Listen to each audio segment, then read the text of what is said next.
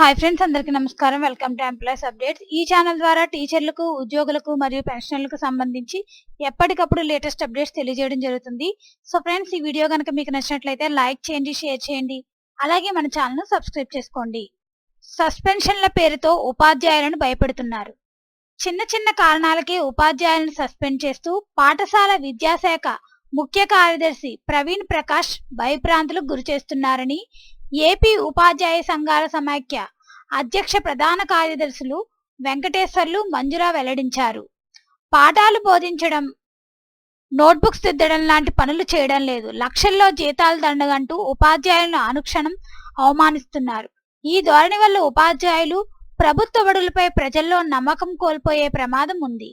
ఈ విద్యా సంవత్సరంలో నాడు నేడు తరగతుల విలీనం, పదోన్నతులు, హేతుబద్ధీకరణ లాంటి కార్యకలాపాలతో ఫిబ్రవరి వరకు గందరగోళం సృష్టించారు.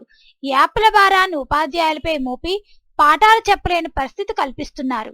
విద్యా సంవత్సరం చివరిలో తనిఖీలంటూ హడావుడి చేస్తున్నారు. నమ్మకం కోల్పోయిన తల్లిదండ్రులు వచ్చే విద్యా సంవత్సరంలో పిల్లల్ని ప్రైవేటు బడులకు పంపించే పరిస్థితి ఉంటుంది.